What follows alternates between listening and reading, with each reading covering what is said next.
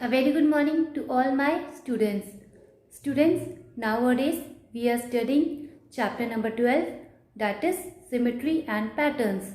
And in that also we have completed exercise 12b. So students, today we will study the concept of tessellation and the concept of flips. Now students, open your maths book and maths copy. Open page number 196 in your maths book. Today we will study the concept of tessellation and the concept of flips. Students, let's start your maths class. Students, today we will study the concept of tessellation. What is tessellation? The designs that fit into each other without any gaps or overlapping are called tessellation. Overlapping means to cover each other. Tessellation means when any one or two designs fit into each other and there's no gap in between these two designs. Then they do not overlap also. So this is called tessellation. Now students, look at this plain figure. Here two designs are made. See, first design is this. Second design is this. Here two designs are made and these two designs are repeating again and again. See, they are repeating again and again. Then these two designs fit into each other. And you can see students that there's no gap in between these two designs. Means they are not covering into each other. Means they are not overlapping into each other. They fit into each other. So this is called tessellation. Why this is called tessellation? Because here two designs are repeating again and again. And these two designs fit into each other. Then there's no gap in between these two designs. Means they are not overlapping into each other. They are not covering into each other. So this is called tessellation. Now students, look at this plain figure. Here one design is made and one design is repeating again and again. See, one design is repeating again and again. And you can see that there's a gap in between these designs. See, there's a gap in between these designs. So this is not called tessellation.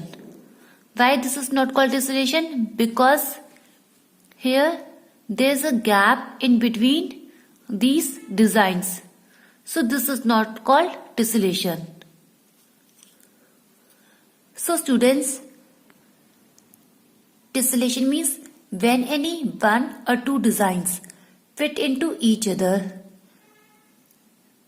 and there's no gapping in between these two designs. Then they do not overlap also. So this is called tessellations. Students, this is example of tessellation. Why this is example of tessellation? Because you can see here two designs are made and these two designs are repeating again and again. They fit into each other. There's no gap in between these two designs. Then they are not covering into each other. Means they do not overlap also. So this is called tessellation. And this is not the example of tessellation. Why this is not the example of tessellation? Because here there's a gap in between these designs. See, there's a gap in between these designs. So this is not the example of tessellation. Only this is the example of tessellation because here two designs fit into each other without any gap or overlapping. So this is the example of tessellation. Now students, the concept of tessellation is over. Students, now we will study the concept of flips. Flips means to rotate or palatna. Students, we can rotate any object in two ways. Firstly, we can rotate an object vertically Secondly, we can rotate an object horizontally. It means we can flip any object in two ways. Firstly, we can flip an object vertically. Secondly, we can flip an object horizontally. Now students, look at this figure. This is a tree. And if you flip this tree vertically, then it look like this. Means if you rotate this tree vertically, then it look like this. Students, now look at this figure. This is a duck. If you flip this duck horizontally, then it look like this. Means if you rotate this duck horizontally, then it look like this.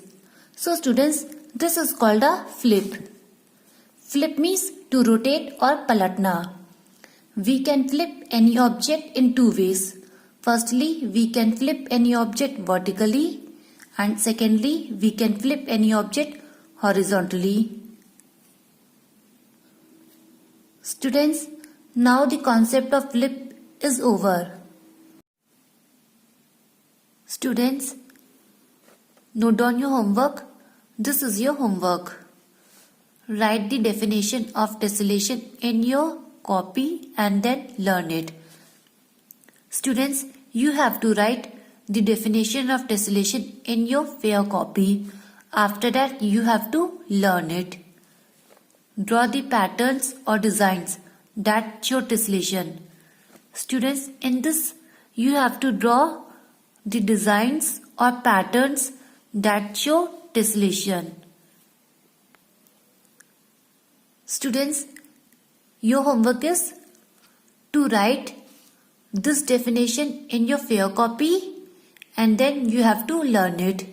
Then you have to draw this pattern in your fair copy because this pattern shows tessellation. So you will draw this figure in your fair copy. Students, this is your homework. You have to do it in your fair copy and then show me tomorrow.